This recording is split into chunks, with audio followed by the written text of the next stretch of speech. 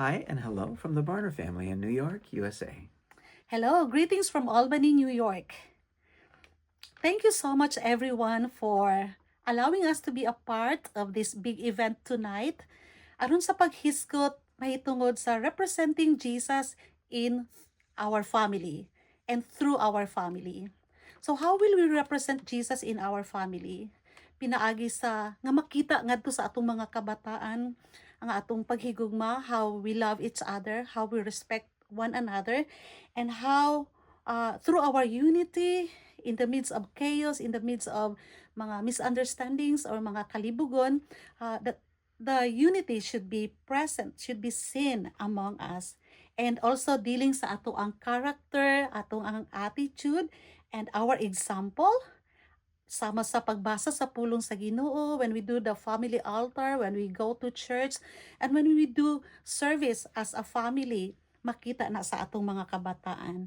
And also, through our story as a family. Before God uses us outside, God wants to deal us first in our private life. So for us, the Barners, gina-develop namo in the aspect of how we treat each other, how we forgive one another, and how we love with patience, and how we pray together and obeying God together.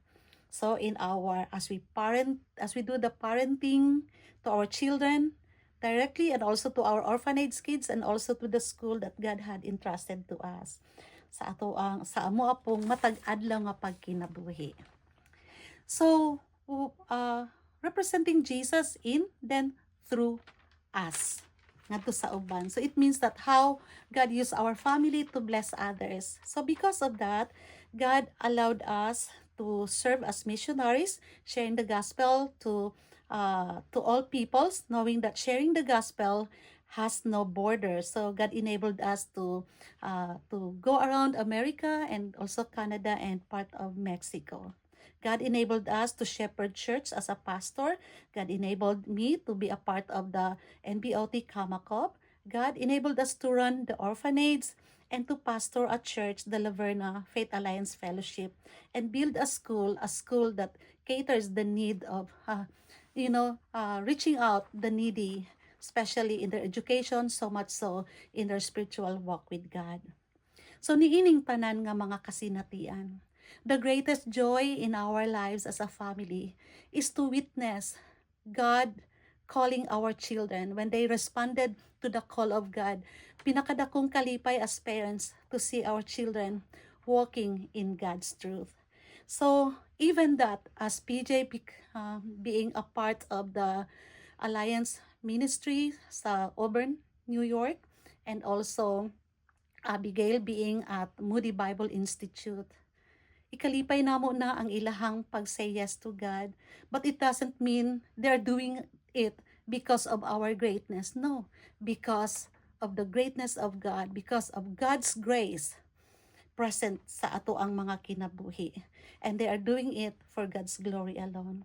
So my challenge and simple challenge to all of you, Zone 1 AY first, to all the pastors and to all the family, will continue to say yes and to let our home be transformed by God and be used by Him for His glory and honor alone. And here comes Pastor Paul to share with In you. Scripture, it says, "For me and my house, we will serve the Lord." Amen. You know, years ago when we were newlyweds, then we were out in Panabo at a banana plantation to visit your brother Romy.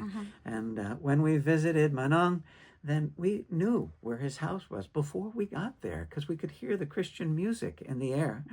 There's a lot of things going on at a banana plantation, but to hear God's being glorified, it was truly a testimony.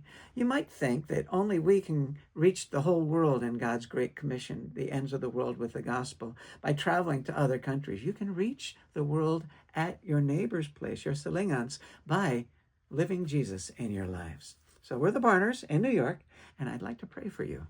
Precious Heavenly Father, we thank you for the youth of the Metro Davao District.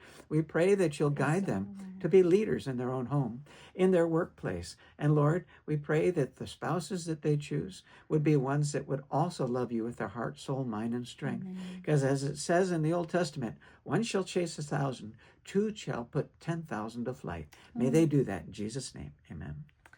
Blessings, everyone.